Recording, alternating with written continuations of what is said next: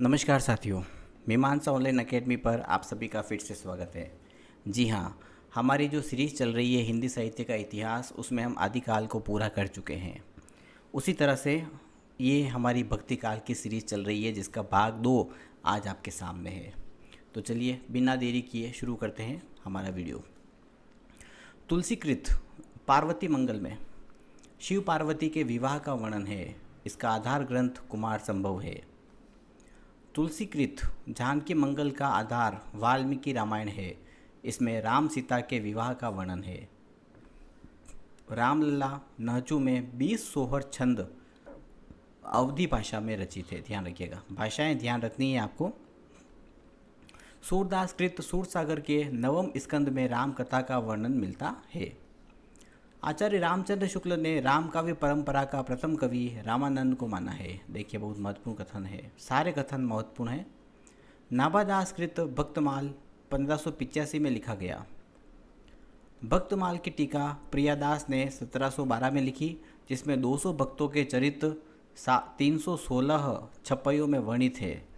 भक्तमाल में कबीर के विषय में लिखा है, कबीर कानी राखी नहीं वर्णाश्रम शट दर्शनी, अर्थात कबीर ने शट दर्शनों और वर्णाश्रमों का सम्मान नहीं किया। मीरा के बारे में लिखा है, निरंकुश अति निडर रसिक जस रचना गाए। ये पंक्तियाँ आपको बिल्कुल ध्यान रखनी है। आगे बात करते हैं। डॉक्टर रामस्वरूप चतुर्वेदी ने केशव की प्रसिद्ध कृति रामचंद्रिका को छंदों का अजायबघर कहा। अनेकों बार यह प्रश्न परीक्षा में पूछा जा चुका है। तुलसी के समय में ही अग्रदास और उसके शिष्य नाभादास ने अष्टयाम की रचना कर रामचरित को कृष्णचरित बनाने की चेष्टा शुरू कर दी थी। रामावत सखी संप्रदाय के भक्त अपने आप को सीता की सखी समझकर राम के प्रति वही भाव रखने लगे जो गोपियाँ कृष्ण के प्रति रखती थी।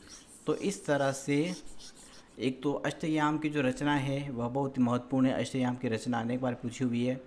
उसके बाद यहाँ पर भक्तमाल की टीका के बारे में भी बात हमने कही है यहाँ पर। चलिए आगे बात करते हैं। सखी या स्वसुखी संप्रदाय की स्थापना रामचरण दास ने की। बहुत महत्वपूर्ण प्रश्न है यह भी। इसमें भक्त अपने को राम की सहचरी यानी साथ में मतलब हम कह सकते रहने वाली सखियाँ मानकर उनके प्रति भक्तिभाव रखती हैं। प्राणचंद चौहान ने 1610 में रामायण महानाटक की रचना संवाद शैली में की। इसमें वर्णात्मकता अधिक है और काव्य सौंदर्य कम है। सेनापति कृत कवित रत्नाकर की चौथी और पांचवी तरंग में रामायण के प्रसंगों का वर्णन है। हृदय राम ने 1623 में हनुमान नाटक की रचना कवित सवैया छंद में की। इसमें सीता स्वयंवर से लेकर राज्याभिषेक तक की कथा संवाद शैली में लिखी है। रामप्रिया शरणदास ने सीता जी को प्रधानता देकर सीतायन की रचना 1703 में की। आधुनिक काल में रामचरित उपाध्याय ने खड़ी बोली में रामचरित चिंतामणि की रचना की। हरियोध कृत वैदेही वनवास और मैथिली शरण गुप्त कृत साकेत राम काव्य माने जाते हैं। बलदेव प्रसाद मिश्र ने कौशल किशोर नामक महाकाव्य की रचना की, जिसमें रामचंद्र की किशोर अवस्था का ही चित्रांकन किया गया है। बलदेव प्रसाद मिश्र ने साकेत संत नामक प्रबंध काव्य की रचना की, जिसमें भरत को नायक बनाकर उसके चरित्र का अंकन किया गया है। तो ये जो पुस्तकें जिन ग्रंथों की बात हम कर रहे हैं वह ग्रंथ बहुत ही महत्वपूर्ण ग्रंथ हैं। तो राम भक्ति के बारे में यहाँ पर हम बात कर रहे हैं। अब हम शुरुआत करने वाले हैं कृष्ण भक्ति के बारे में। जी हाँ, ध्यान रखिएगा कि ऋग्वेद के अष्टम मंडल, अष्टम यानी 8वें मंडल में कृष्ण का सर्वप्रथम उल्लेख ऋषि के रूप में मिलता है। छांदोग्य उपनिषद में कृष्ण देवकी पुत्र में वर्णित हैं। इन्हें आंगिरस गो ऋषि ने शिक्षा दी थी। भागवत पुराण के आधार पर प्रथम संप्रदाय माधव संप्रदाय है, जिसमें द्वैतवाद के सिद्धांत पर कृष्ण उपासना पर जोर दिया, परंतु राधा का उल्लेख नहीं है। ध्यान रखिएगा। भागवत पुराण में एक गोपी का निर्देश अवश्य मिलता है, जिसने पूर्व जन्मों में श्री कृष्ण की उपासना की। परिणामतः श्री कृष्ण को विशेष प्रिय है। इसी आराधना शब्द से राधा की उत्पत्ति प्रतीत होती है। ये ध्यान रखिएगा, बहुत इंपॉर्टेंट है। अब तक हुई खोजों के आधार पर गोपाल तापनी उपनिषद में राधा की चर्चा कृष्ण प्रेयसी के रूप में सबसे पहले मिलती है।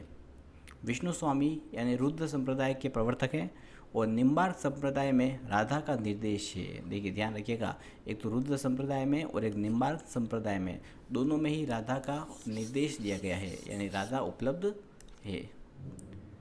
चलिए आगे बात करते हैं, हम कृष्ण काव्य की बात कर रहे हैं। चलिए जयदेव की बात करते हैं।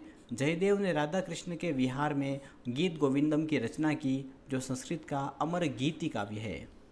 विष्णु स्वामी से प्रभावित होकर वल्लभाचार्य ने राधा की उपासना की, जिससे सूरदास भी प्रभावित हुए। जयदेव के गीत गोविंदम से प्रभावित होकर विद्यापति ने पदावली की रचना की। ध्यान रखिएगा, वल्लभाचार्य ने ब्रह्म के सगुण रूप को पारमार्थिक और निर्गुण को उसका अपूर्ण रूप कहा। वल्लभाचार्य ने पुष्टि मार्ग का प्रवर्तन किया। वल्लभाचार्य के अनुसार जीव 3 प्रकार के हैं, बहुत इंपॉर्टेंट है। पहला है प्रवाह जीव, जो सांसारिक प्रभाव में पड़े रहते हैं। दूसरा है मर्यादा जीव, जो विधि निषेध का पालन करते हैं।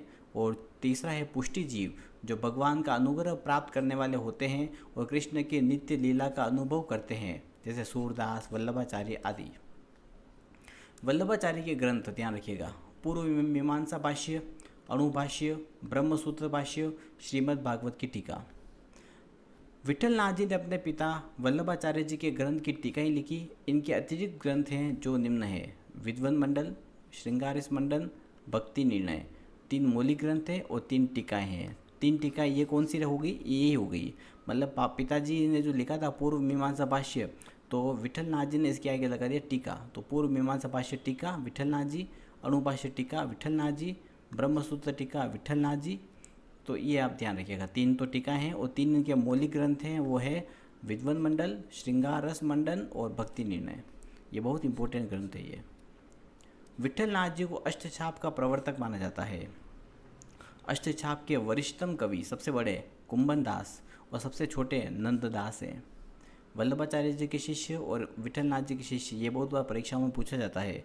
वल्लभाचार्य के शिष्य सूरदास, कृष्णदास, परमानंद दास, कुंभन दास, और विठलनाथ जी के चतुर्भुदास, चित्तस्वामी, नंददास और गोस्वामी गोविंद स्वामी, यानी गो च न छी, गोछंची ध्यान रखना बस आप। तो गो यानी गोविंद स्वामी, च यानी चतुर्भुदास, न यानी नंददास और छ यानी चित्त स्वामी।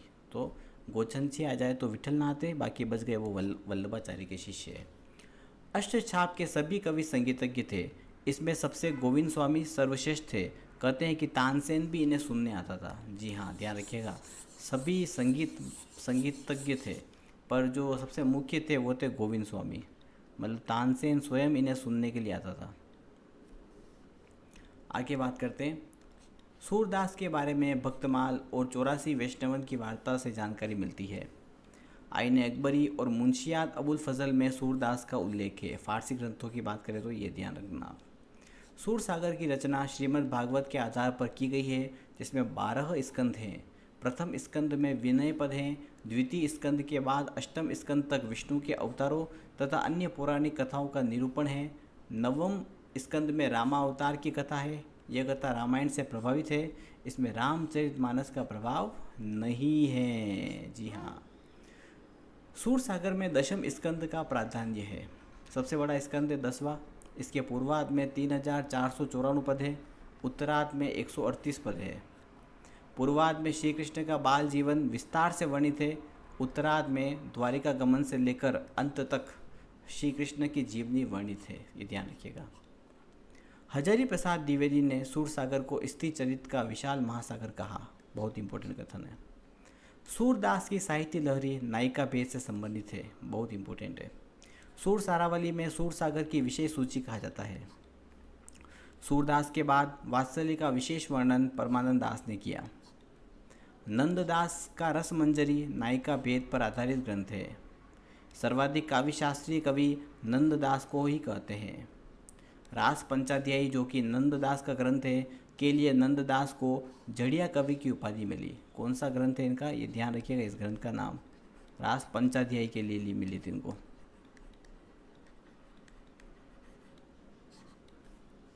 रूप मंजरी नंददास की नायिका निर्भय जोधपुर के राजा धर्मवीर की पुत्री रूप मंजरी है। यह प्रबंध काव्य है जिसमें परकीय भाव की प्रधानता है।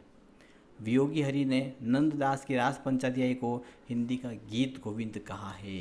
बहुत इंपॉर्टेंट प्रश्न है ये भी कि किसे गीत गोविंद कहा गया है। जड़िया कवि की उपाधि उन्हें कौन से ग्रंथ से मिली, ये आप ध्यान रखिएगा बिल्कुल। चलिए आगे बात करते हैं। रस खान की प्रेम वाटिका में 53 दोहे हैं और रस खान की रचना अष्टयाम भी है, यानी कि रस खान ने अष्टयाम की रचना भी की है, ये भी आपको ध्यान रखना है। तो रस खान से संबंधित ये फैक्ट भी आपको ध्यान रखना है। चलिए आगे बात करते हैं। सुजान रस खान की रचना कवित सवैया छंद में की गई है। रस खान की दान लीला में 11 छंद है, 11। अमृत की वर्षा करने वाला कवि और पीयूष वर्षीय मेघ रस खान को कहा जाता है। अनेक बार प्रश्न पूछा हुआ है ये भी। ब्रज, अवधि और खड़ी बोली तीनों में रहीम की रचनाएं मिलती है। नगर शोभा रहीम की रचना है। खैट कौतुकम जातकम रहीम का ज्योतिष ग्रंथ है। श्रृंगार सोठा रहीम की रचना है। मदनाष्टक खड़ी बोली में ये भी रहीम की रचना है। तो ये रहीम के जो रचना है ये ध्यान रखनी है आपको। भ्रमरदूत सत्यनारायण कवि रत्न की रचना है। इसमें व्यक्तिगत प्रेम के स्थान पर देश प्रेम तथा गोपी विरह के स्थान पर यशोदा माता रूपी भारत माता के दुख की विशेषता प्रकट की गई है। थोड़ा सा अलग ग्रंथ है यह, तो इसका भी आपको ध्यान रखना है कि किस तरह से इसमें वर्णन किया गया है। चलिए आगे बात करते हैं। अब कुछ ग्रंथों की बात करते हैं, महत्वपूर्ण ग्रंथ देखिए। अमर सुख निधान धर्मदास ने लिखा। ध्रुव चरित मल्लुकदास। अमरलोक अखंड धाम भक्ति पदार्थ और शब्द चरणदास। सिद्धांत बोध महिमा समुद्र प्रेम दीपिका अक्षर अनन्य। कुजलम स्वरूपम प्राणनाथ। रामचरित संग्रह नाभादास। पदावली अष्टयाम अग्रदास। भरत मिलाप अंगद पेज ईश्वरदास। भक्त नामावली रसलावनी ध्रुवदास। ध्रुव चरित्र दान लीला परमानंद दास। भ्रमर गीत प्रेम तत्व निरूपण जुगलमान चरित्र ये है कृष्णदास। राग कल्पद्रुम राग रत्नाकर वर्षोत्सव कीर्तन वसंत धमार कीर्तन पद संग्रह 186 पद ये कुंभन दास की रचनाएं हैं। प्रेम बारखड़ी श्याम सगाई भंवर गीत रुक्मणी मंगल गोवर्धन लीला सुदामा चरित्र रे सिद्धांत पंचाध्यायी वीरा मंजरी रूप मंजरी अनेकार्थ मंजरी नंददास। कनक मंजरी काशीराम की रचना है, ध्यान रखिएगा। नंददास कृत अनेकार्थ मंजरी और मान मंजरी पर्याय कोश है, बहुत इंपॉर्टेंट है। दयाल मंजरी बालकृष्ण बाल अली की रचना है, ध्यान रखिएगा। ये जो हमने जो रचनाओं की बात कर रहे हैं यह बहुत इंपॉर्टेंट है, इनसे प्रश्न अधिकतर बनते हैं। चलिए थोड़ा सा और आज हम चलते हैं। दशम स्कंद भाषा नंददास की रचना है, ये देखिए नया ग्रंथ है दशम स्कंद भाषा। नगेंद्र के अनुसार नंददास का जन्म 1533 में शुकर क्षेत्र सोरो के रामपुर गांव में हुआ तथा मृत्यु 1583 में मानसी गंगा तट पर हुई। सूरदास की गोपियाँ भावुक है और नंददास की गोपियाँ तर्कशील है, ध्यान रखिएगा। हरिओत जी के प्रिय प्रवास में राधा लोक हितकारी रूप में वर्णित है। भक्तिकालीन आख्यान और रीतिकालीन कलेवर का समन्वयक जगन्नाथ दास रत्नाकर को माना जाता है। ध्रुवदास ने 1573 से 1643 तक कुल 42 ग्रंथों की रचना की। लीला वाले सारे ग्रंथ ध्रुवदास के मानते, ध्यान रखिएगा ये ट्रिक है। पर गोवर्धन लीला नंददास ने लिखा। तन्मय लीला भारतेंदु का है। दान लीला ध्रुवदास रसखान और चतुर्भुज दास की रचना है। सिद्धांत के पद केलीमाल ये स्वामी हरिदास की रचनाएं हैं। और आज की अंतिम बिंदु है ध्रुव चरित्र मल्लुकदास ने तथा ध्रुव चरित्र परमानंद दास ने लिखा। तो अगर आपको वीडियो अगर अच्छे लग रहे हैं, पूरी सीरीज़ अगर आपको अच्छी लग रही है तो प्लीज़ सब्सक्राइब करना ना भूलें। धन्यवाद।